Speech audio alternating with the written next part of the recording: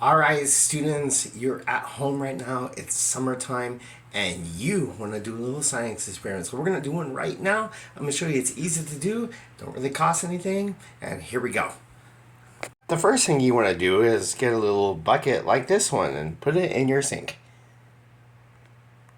Then you're going to go ahead and fill that bucket with water. It's going to be ice cold water, so fill it up, but put a little ice in there. Well, that's cool enough. Go ahead and get yourself an empty water bottle, much like this one. And we're going to fill this thing with hot water. All right, you don't want it burning scalding hot, but it's going to be pretty warm. I'm going to fill that up, bottle up. Here we go. Let your hot water bottle sit there for just a minute while your icy cold water is getting ever colder. Look at the ice melt in there. All right, now take your hot water. You're going to dump it all out.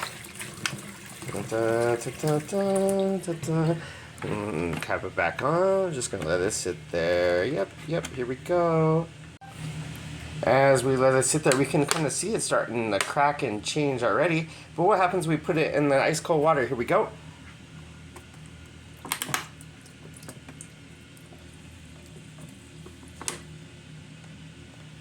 And then squished.